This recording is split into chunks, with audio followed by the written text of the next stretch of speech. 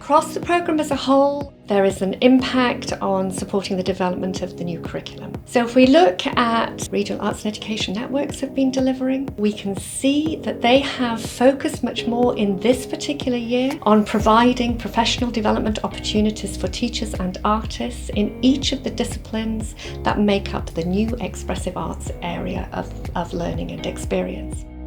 A couple of years ago, we thought about creating some skills, not frills sessions to try and encourage teachers who maybe didn't have basic skills in art, dance, music and things like that, to try and encourage them to actively trial it at school.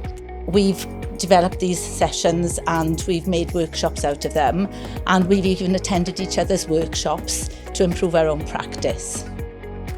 We're also seeing arts champions supported by those networks, mentoring other teachers in schools, again sharing best practice around those 5 disciplines. So my experience with the Regional Arts and Education Network is really varied actually. So coming from it as an artist and a practitioner, it's really helped me kind of develop my practice working with arts champions and mentors and the network coordinator, but also collaborating with other teachers and artists and delivering projects and building resources and new aspects for the new curriculum. So support that I've gained from the network, such as contacts, has just boosted my confidence with using digital technologies within the classroom environment.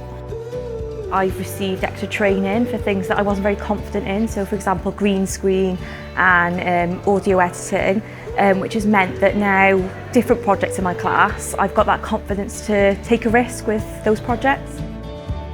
Fel athrawes yma'n Sir Gyfyrddin, fydde fe'n amhosib datblygu sgiliau ni wedi o ran y celfyddydau heb cefnogaeth rhwydwaith nawr.